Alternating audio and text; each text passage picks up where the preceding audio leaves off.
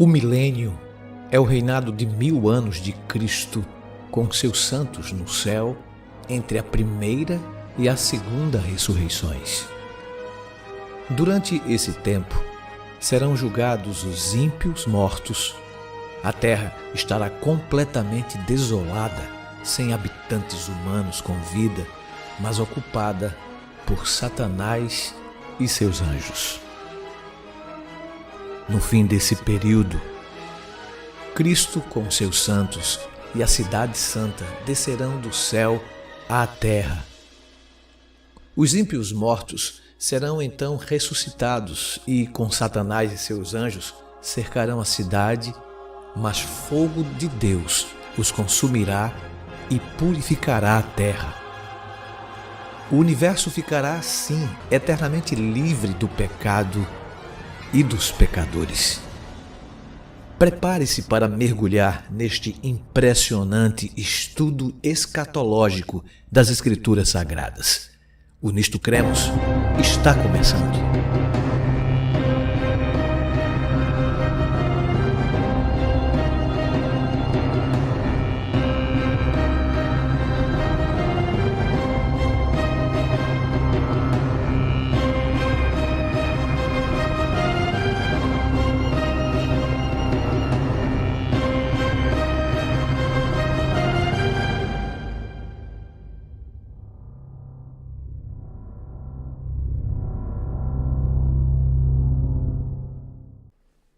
Olá, meu irmão, minha irmã, meu amigo, minha amiga, como vai? Tudo bem? Seja bem-vindo, bem-vinda ao Nisto Cremos de hoje. Hoje será o penúltimo episódio. O capítulo, de número 27. Vamos estudar sobre o milênio e o fim do pecado. Você não perde por esperar. Mas antes, siga-nos nas redes sociais: Twitter, Instagram, Facebook, YouTube, Pr. Emanuel Gonçalves e Adventistas Rio. Seja lá onde você estiver, que o Senhor abençoe você nesse momento tão especial do estudo da Palavra de Deus. Se inscreve no canal, deixe o seu like, ative o sino de notificações. Nesse momento, nós iremos estudar um tema escatológico. Estamos no 27º episódio, ainda dentro da última doutrina, a sexta, que fala sobre escatologia, a doutrina dos últimos dias. Assim como você estiver e se puder, feche seus olhos e vamos pedir a orientação do Espírito Santo nesse momento especial. Oremos. Obrigado, Senhor, pela oportunidade. Fica com cada um de nós, internauta, fica com cada ouvinte do Nisto Cremos, que o Senhor nos ilumine para que compreendamos a Tua palavra inspirada. Fica conosco, nos dê a Tua graça, pois te rogamos agradecidos, em nome de Jesus. Amém. Ao longo da história, existiram aqueles que enxergaram eloquentemente a respeito dos horrores do inferno, explorando os temores das pessoas na tentativa de conduzi-las à adoração de Deus.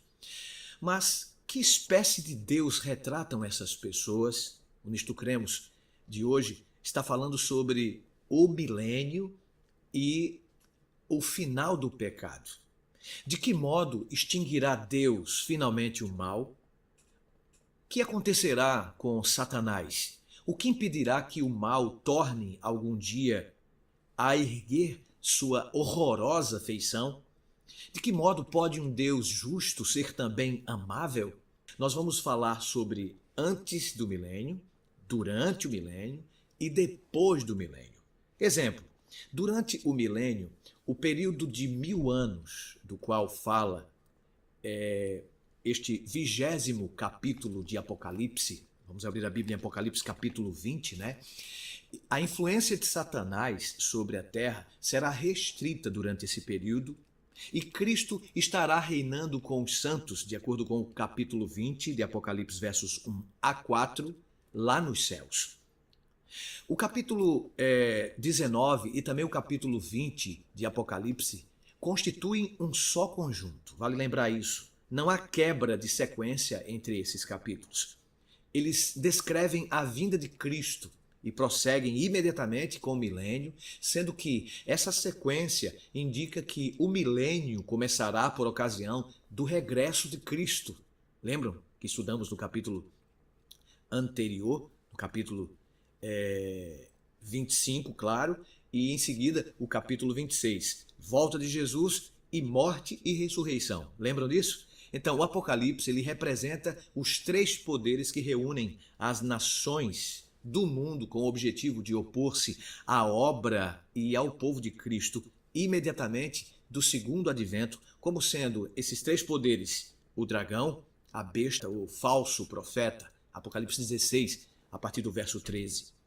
Quando a besta e os reis da terra com seus exércitos se ajuntam para fazer guerra contra Cristo por ocasião de seu retorno, a besta e o falso profeta são destruídos em Apocalipse 19, versos 19 e 20. O que segue em Apocalipse 20, o capítulo do milênio, refere-se ao terceiro membro da tríade demoníaca, o dragão. Ele é aprisionado, diz a Bíblia, e lançado no poço do abismo, onde permanece lá durante um período de 1000 anos. Daí o nome milênio. Conforme vimos no episódio 25 do Nisto Cremos, falando sobre o segundo advento de Jesus, quando os reinos deste mundo são destruídos, que Deus estabelece o seu reino de glória, um reino que persistirá, conforme Daniel 2,44, para sempre, será então que seu povo começará a reinar. No segundo advento, ocorre a primeira ressurreição. A Bíblia diz que os justos, os benditos e santos, erguem-se dos túmulos. Sobre esses, a segunda morte não tem autoridade. Pelo contrário, serão sacerdotes de Deus e reinarão com Cristo durante 1000 anos. Apocalipse 20, verso 6. Após a ressurreição dos justos, estudamos no estudo anterior, no episódio 26 sobre a morte e ressurreição, lembram disso? Então, após a ressurreição desses justos mortos, estes e os justos vivos são reunidos para o encontro do Senhor nos ares. 1 Tessalonicenses capítulo 4, 17. Então Jesus cumprirá a promessa que fez imediatamente antes de deixar este mundo. Ele disse: vou preparar-vos lugar, e quando eu for e vos preparar lugar, voltarei e receberei para mim mesmo, para que onde eu estou estejais vós também. João 14, 2 e 3. Jesus descreve o lugar para onde vai conduzir seus seguidores, Ele diz: a casa de meu pai há muitas moradas, onde existem muitos cômodos, muitos lugares, ou lugares de habitação. Aqui Jesus se refere à Nova Jerusalém, a qual não virá a esta terra até o fim dos 1000 anos. Assim, no segundo advento, quando os justos se encontrarem com o Senhor nos ares, seu destino é o céu e não a terra que acabaram de deixar. Cristo não estabelecerá seu reino de glória na terra nessa oportunidade. Vale lembrar isso. Ele fará somente no final do milênio.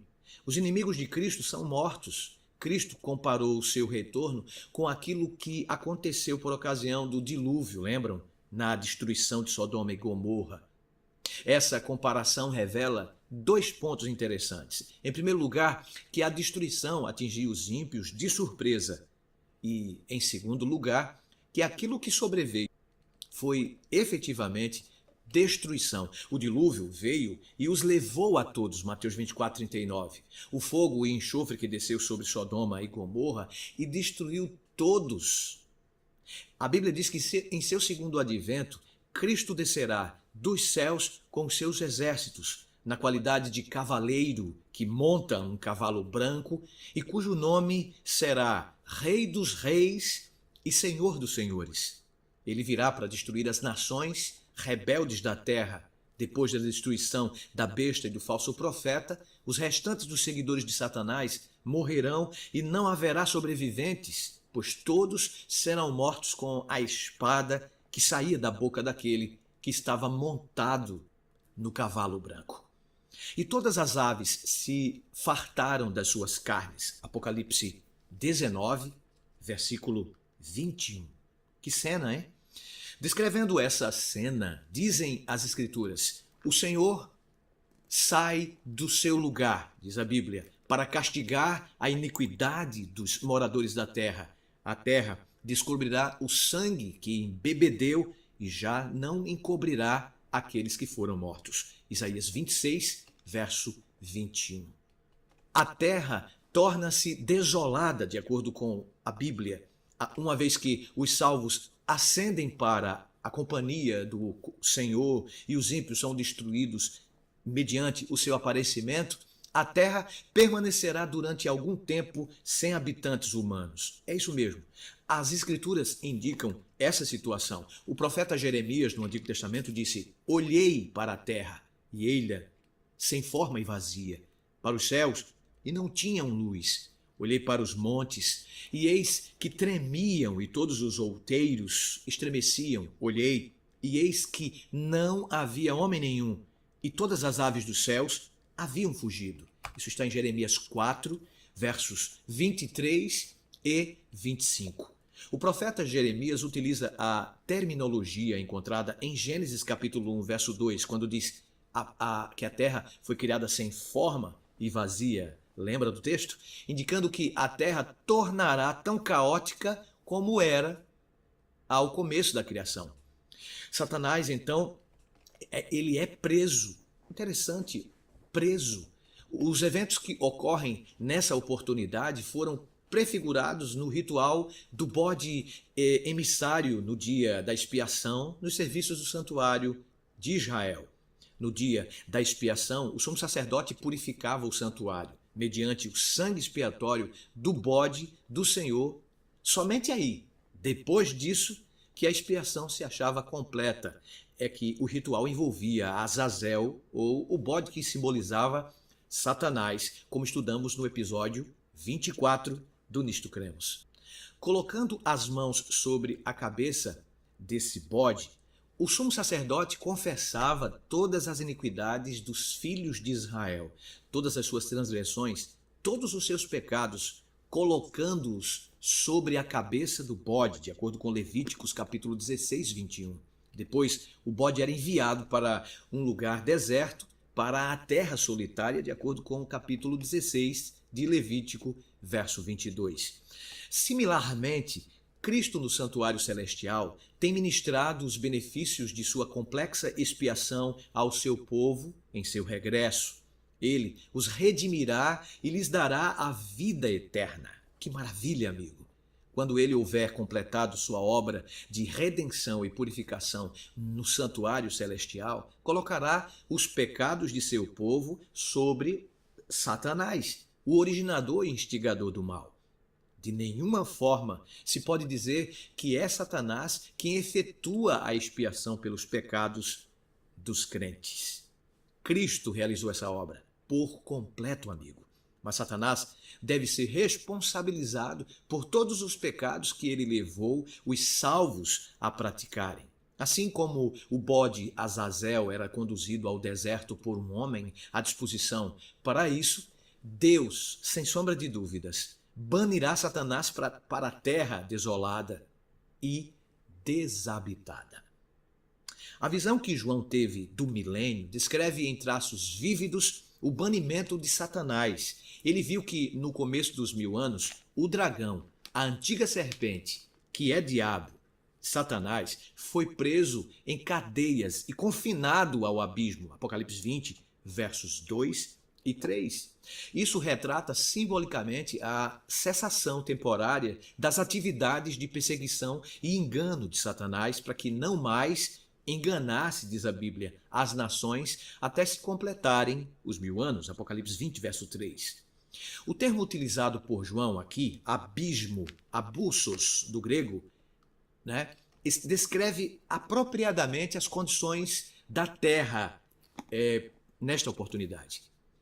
Bombardeada pelas 7 últimas pragas que antecedem imediatamente a volta de Cristo e coberta com os cadáveres dos ímpios, a terra será um lugar da mais completa desolação.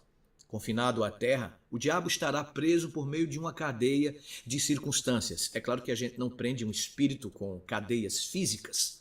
Nesse caso, uma vez que sobre a terra não existe qualquer vida humana, essa cadeia representa isso. Satanás não tem a quem tentar ou perseguir. Ele estará preso no sentido de não ter mais ninguém para poder tentar.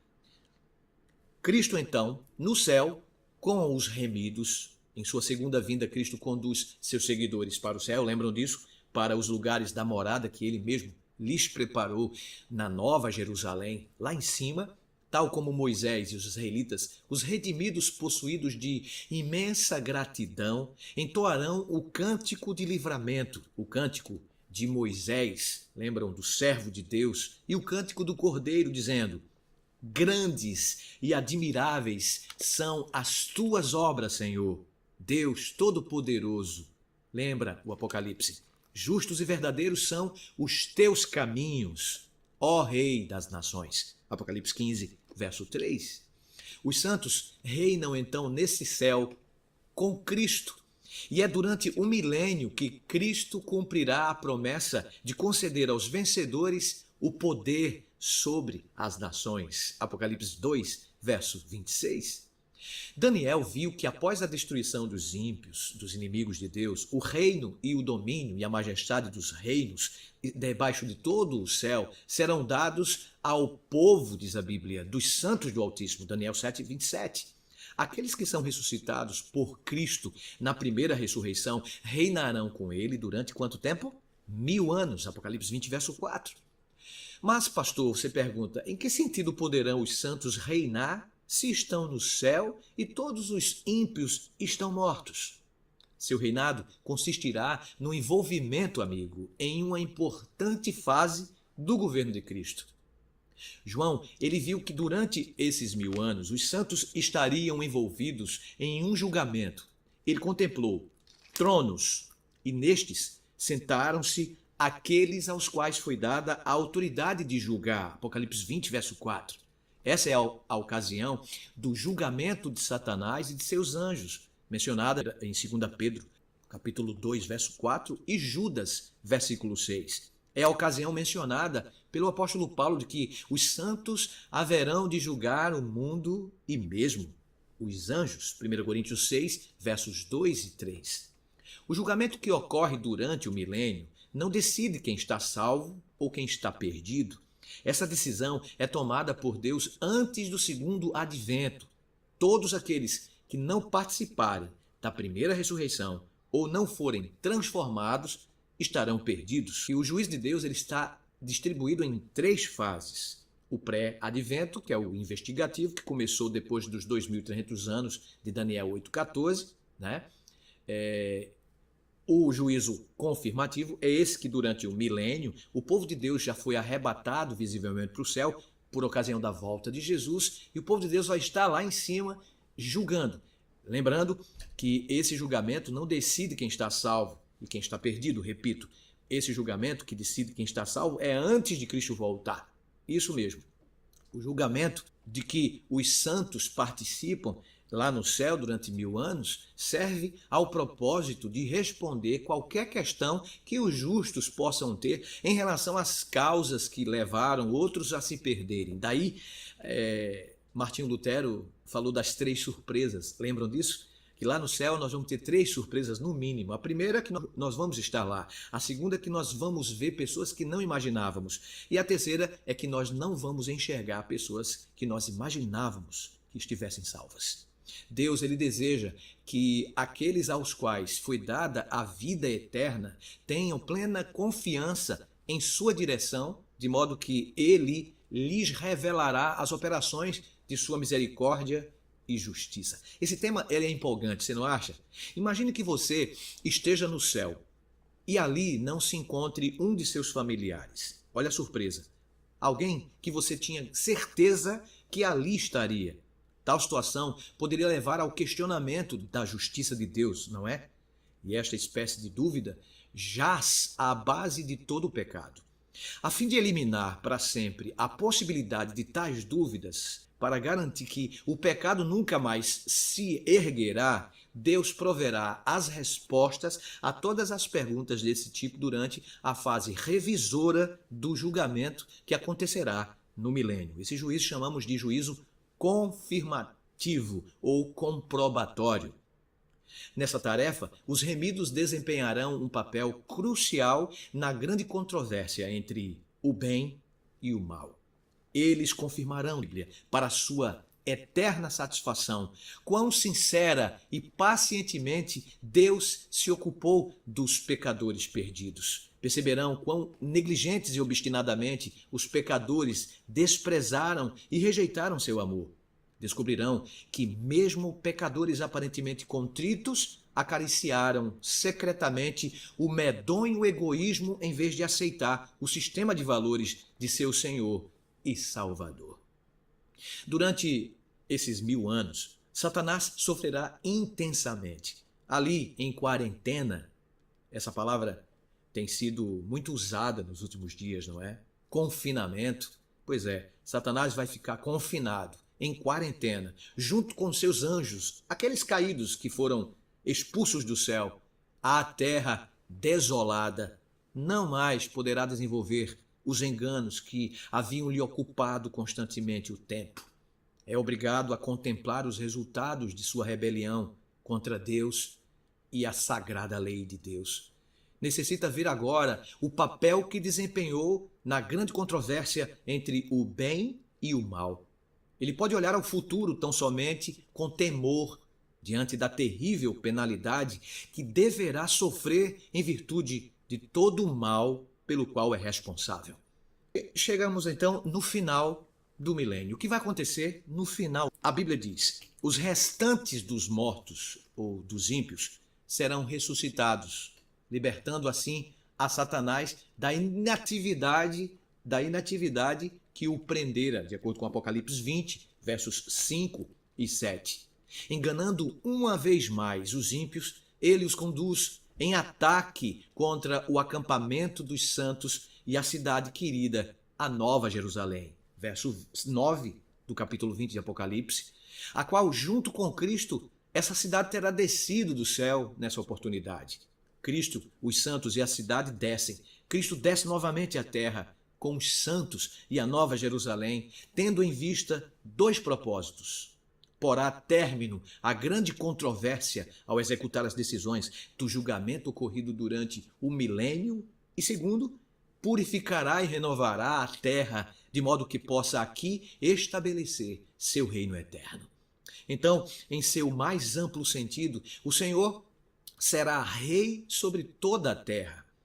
Chega então o momento em que se cumprirá plenamente a promessa de Cristo de que todos os que se acham nos túmulos ouvirão a sua voz e sairão. João 5:28. Em seu segundo advento, Cristo ressuscitara os justos mortos naquela que é a primeira ressurreição ou ressurreição da vida. Lembra do fato? Depois dos 1000 anos, ocorre a outra ressurreição clássica ou geral, mencionada por Cristo, a ressurreição da condenação. O Apocalipse também faz referência a essa ressurreição, dizendo: os restantes dos mortos, aqueles que não participaram da primeira ressurreição, não reviveram até que se completassem os 1000 anos. Apocalipse 20, verso 5. Termina então, nesse momento, a quarentena de Satanás. A ressurreição dos ímpios, nesse final dos 1000 anos, liberta Satanás de seu cativeiro durante pouco tempo, diz a Bíblia no verso 3 do capítulo 20 de Apocalipse. Em sua última, então, tentativa de desafio ao governo de Deus, ele sairá a seduzir as nações que há nos 4 cantos da terra, Apocalipse 20, verso 8. Uma vez que os ímpios ressuscitaram no mesmo espírito rebelde que possuíam ao morrer, a tarefa de Satanás não será difícil. O ataque à cidade, por exemplo, em seu último engano, o diabo procurará inspirar nos ímpios a esperança de capturar o reino de Deus pela força. Reunindo então todas as nações do planeta, ele os conduz contra a cidade santa, Apocalipse 20, verso 8 e 9. Os ímpios que obstinadamente se recusaram a entrar na cidade de Deus por intermédio dos méritos da expiação sacrificial de Cristo, determinam-se então a conseguir entrada e domínio, sitiando-a para tomá-la à força.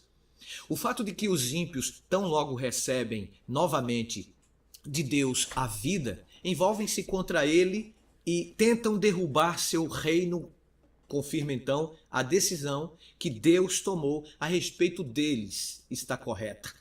Dessa forma, o nome e o caráter divinos que Satanás tentou deslustrar serão plenamente vindicados diante de todos.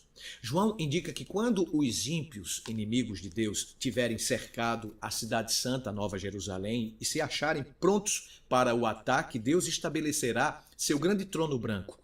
No momento em que toda a raça humana se encontra em volta do trono poderoso, alguns seguros dentro da cidade, outros fora da cidade, horrorizados na presença do juiz, Deus executa a última fase do seu juízo, que é a chamada de executivo.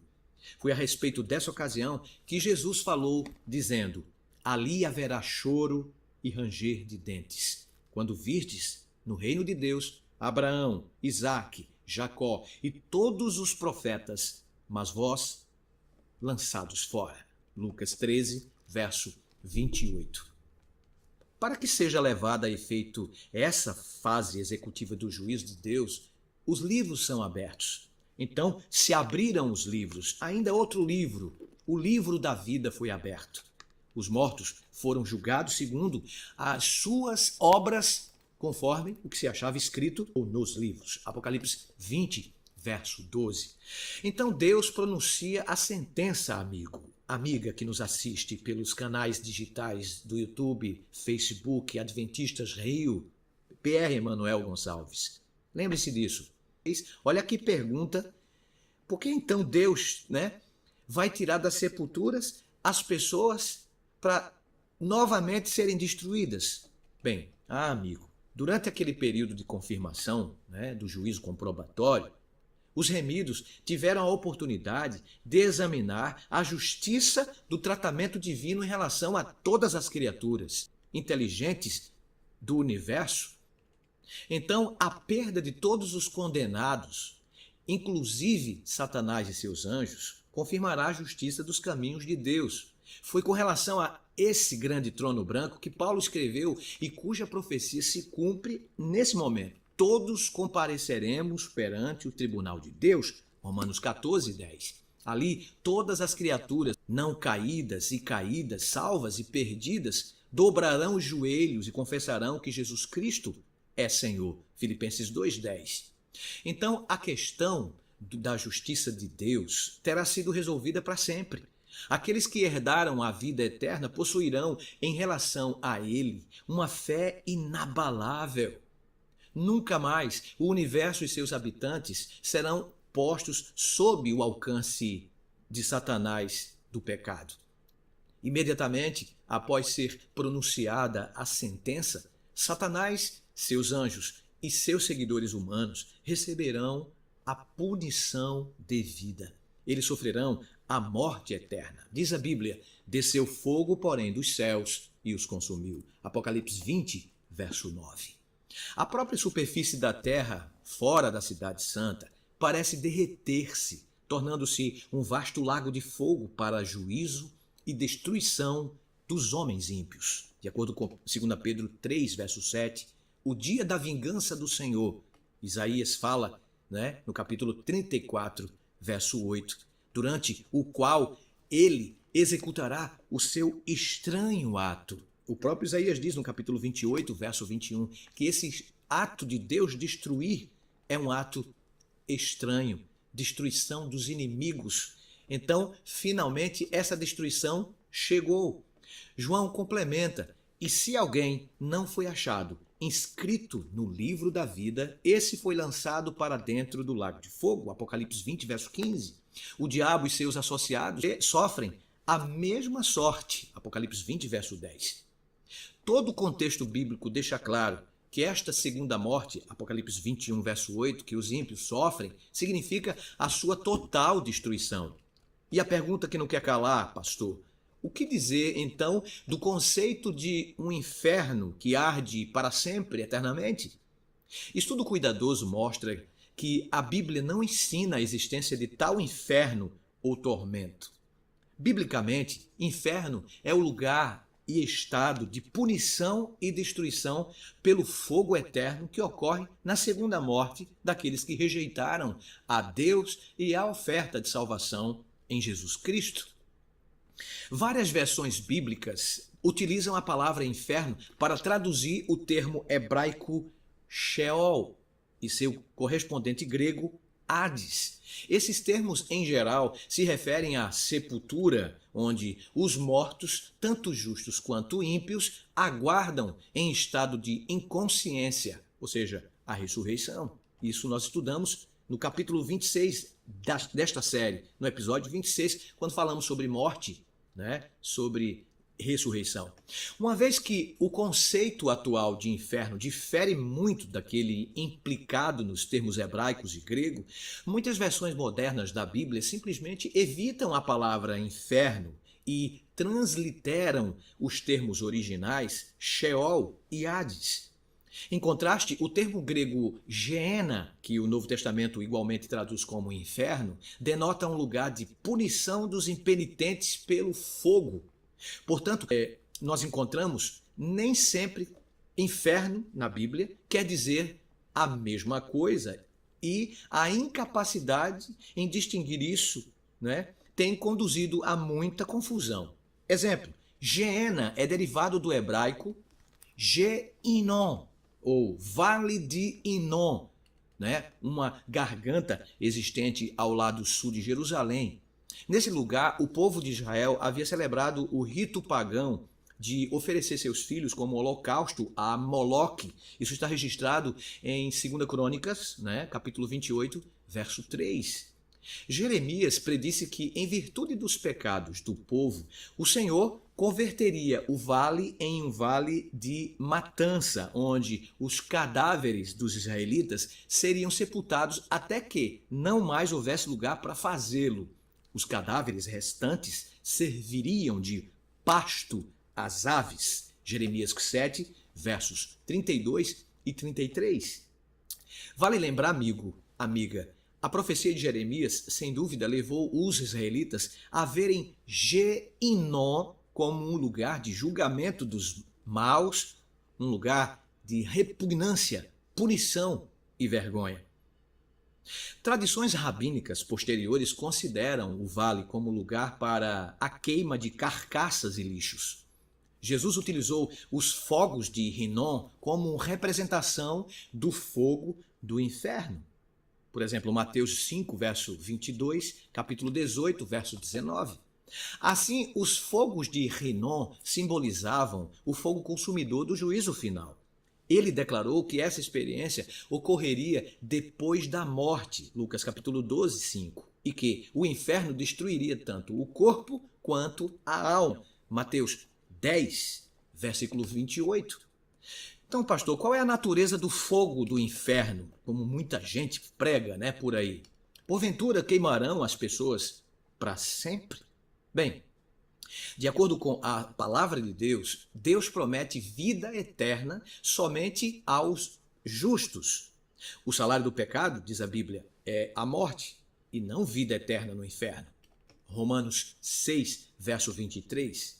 As Escrituras ensinam que os ímpios serão exterminados. Salmo 37, 9 e também verso 34, que os ímpios eles perecerão, Salmo 37, 20, 68, verso 2, não aparecerão em estado de consciência para sempre, mas serão abrasados. O próprio Malaquias, no capítulo 4, verso 1, serão destruídos, Salmo 145, verso 20.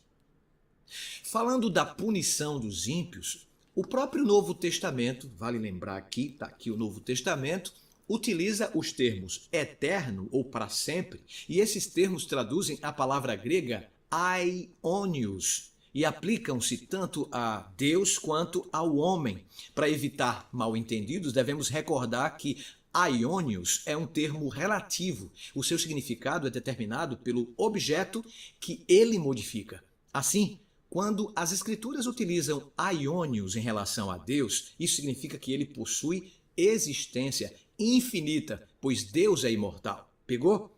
Quando, porém, a palavra é utilizada em relação a nós, seres humanos, mortais ou coisas perecíveis, o seu sentido se restringe ao período em que a pessoa ou coisa prossegue existindo. Judas 7, por exemplo, diz que Sodoma e Gomorra são postas para exemplo de fogo eterno, sofrendo aquela punição. É evidente que estas cidades, elas não estão queimando até hoje. Ou você vê em algum telejornal, ou você vê algum repórter comunicando que lá no Oriente as cidades de Sodoma e Gomorra continuam em chamas. Claro que não. Pedro disse que tal fogo reduziu aquelas cidades a cinzas, condenadas à destruição. 2 Pedro capítulo 2, verso 6. O fogo eterno ardeu até que nada mais houvesse para queimar, extinguindo-se então todas as coisas. Similarmente, amigo, amiga, quando Cristo destina os maus para o fogo eterno, em Mateus 25, 41, esse fogo que consumirá os ímpios será inextinguível, Mateus 3, 12. Somente apagará quando nada mais houver para ser queimado.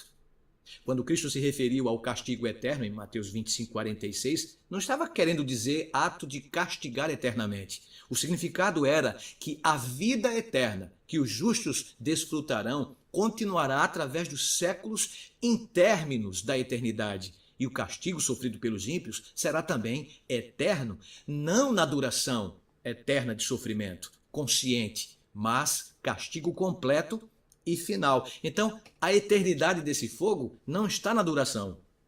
Reafirmo, confirmo, mas na sua consequência. O fim dos que assim sofrem, diz a Bíblia, é a segunda morte. E essa morte, ela será eterna e dela não haverá nem poderá haver ressurreição. Pegou? A morte é eterna porque nunca mais ressuscitarão aqueles que morrerem, que forem lançados nesse fogo. Nunca mais ressuscitarão. Isso não quer dizer que eles continuarão sofrendo.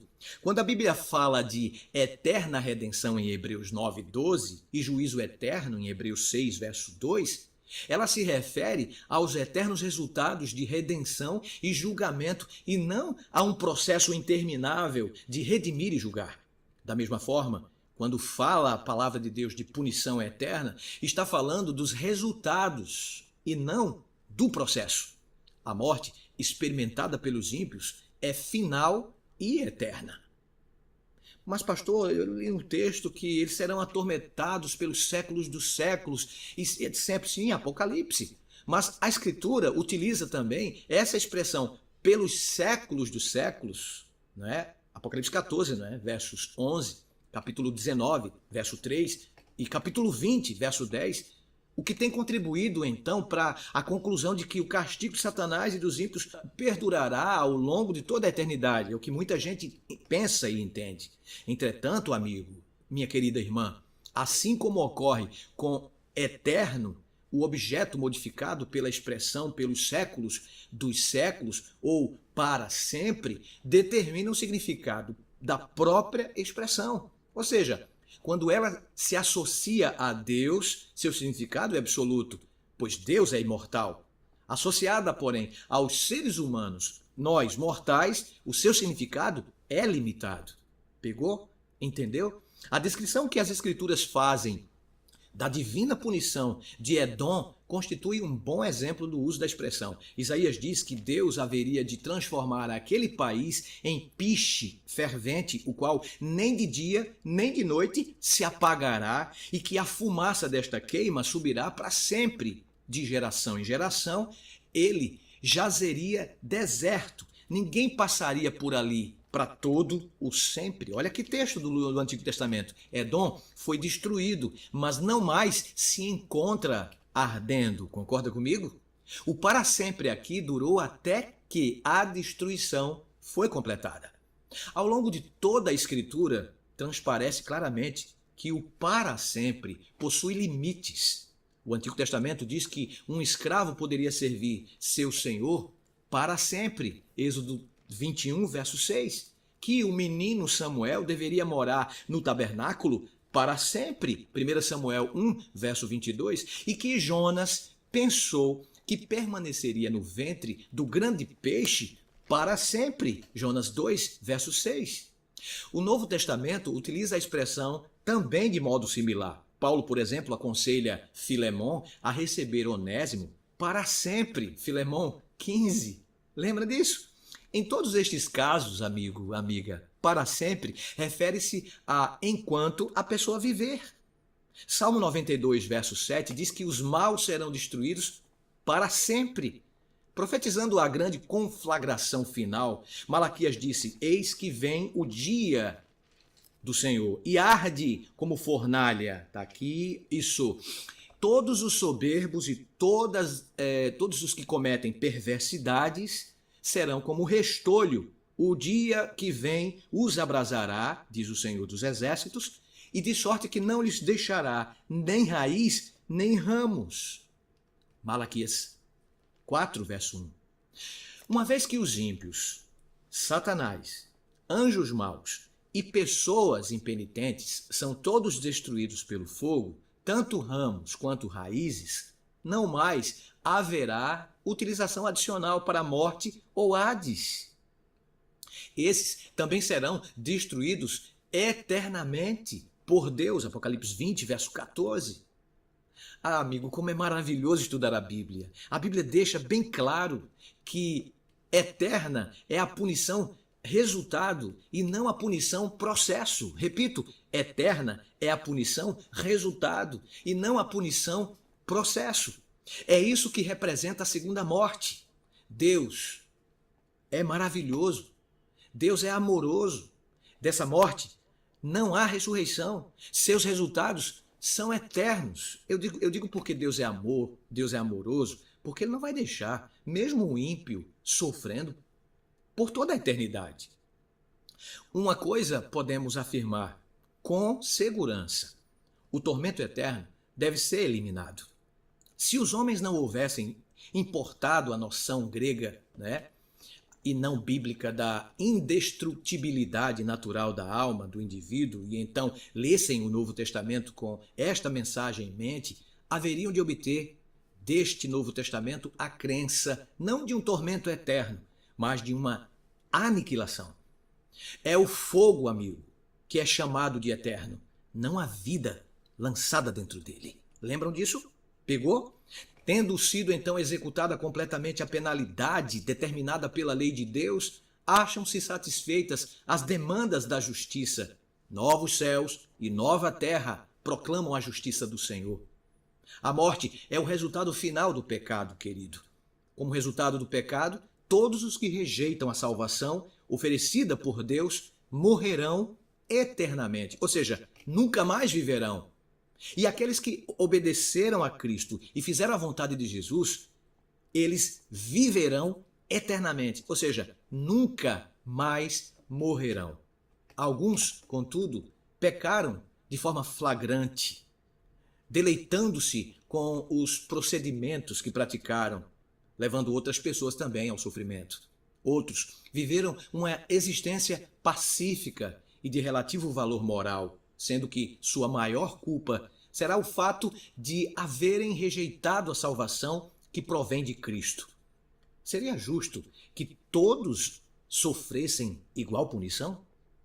Cristo deixou claro este ponto. Aquele servo, porém, que conheceu a vontade de seu Senhor e não se aprontou, nem fez segundo a sua vontade, será punido com muitos açoites. Aquele, porém, que não soube a vontade de seu Senhor e fez coisas dignas de reprovação, levará poucos açoites. Mas aquele a quem muito foi dado, muito será exigido. E aquele a quem muito se confia, muito mais lhe pedirão. Lucas 12, versos 44 e 48. Querida, querido, amigo meu irmão, minha irmã, indubitavelmente, aqueles que mais se rebelaram contra Deus sofrerão mais do que aqueles que não o fizeram. Mas deveríamos entender seu sofrimento final em termos da segunda morte experimentada por Cristo na cruz. Ali, Cristo suportou os pecados de todo um planeta. Foi a pavorosa separação de seu Pai, ocasionada pelo pecado, que lhe causou a maior agonia e sofrimento. Uma angústia mental que está além de qualquer descrição. Assim, ocorrerá com os pecadores perdidos. Eles colherão o que plantaram, não apenas durante esta vida, como também em sua destruição final. Em presença de Deus, a culpa que sentirão em virtude dos pecados que cometeram lhes causará sofrimento e agonia indescritíveis. Quanto maior a culpa, tanto maior a agonia. Satanás, o instigador e promotor do pecado, sofrerá mais que todos, não temos dúvidas quanto a isso.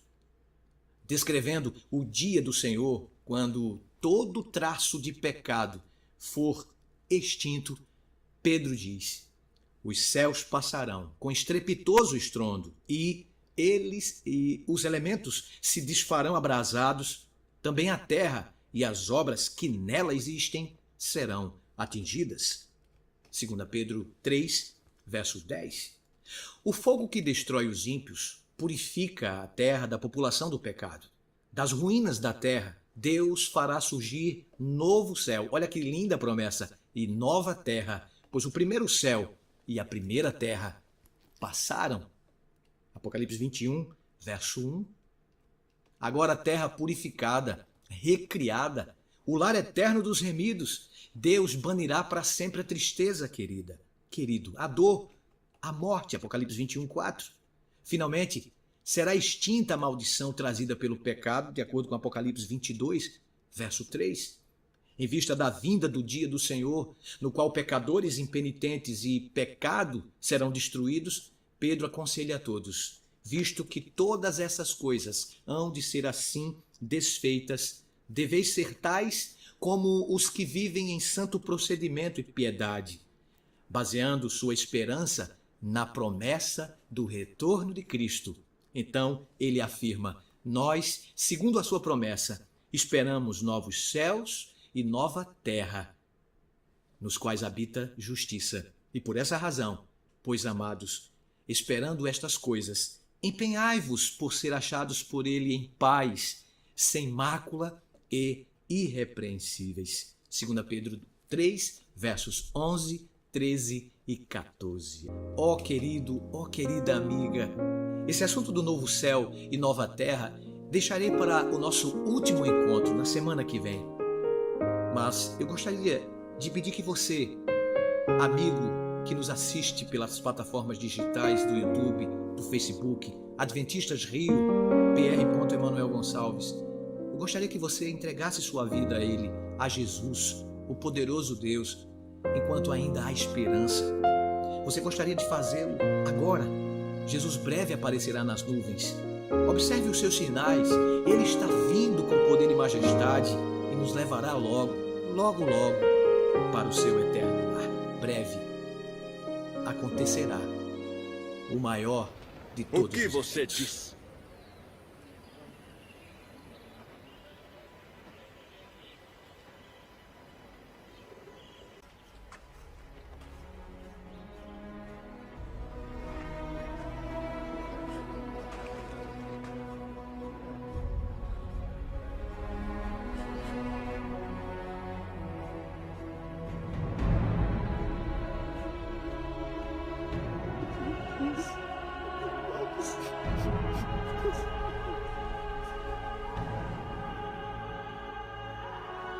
Eu darei a minha pedra ao primeiro homem que disser para mim que nunca cometeu um pecado.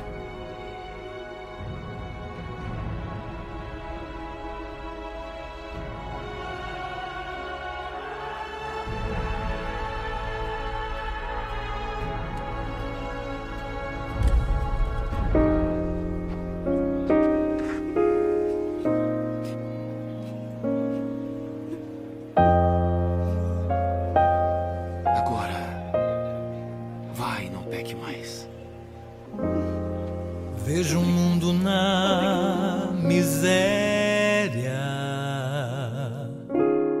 por consequência do pecado, destruindo a comunhão com Deus, fazendo a própria vontade. Mas Deus é amoroso e está pronto a te perdoar.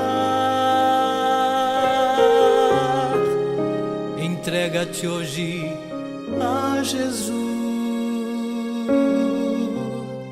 e ganharás o seu perdão.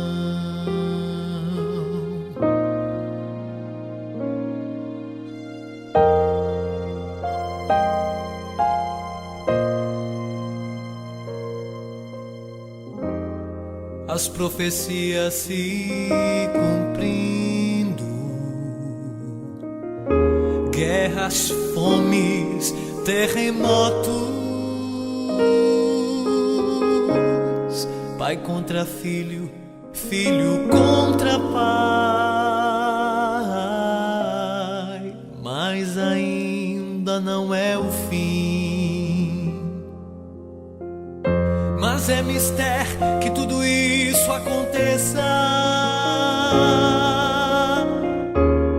porque é o princípio de dores,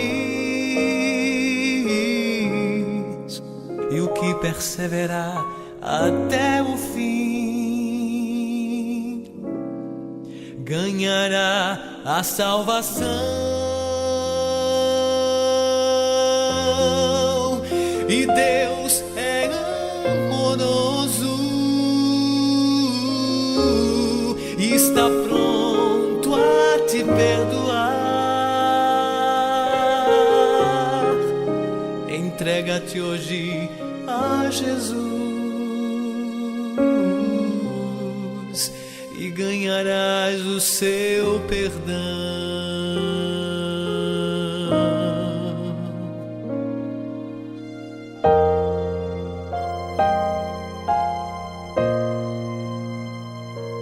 A salvação.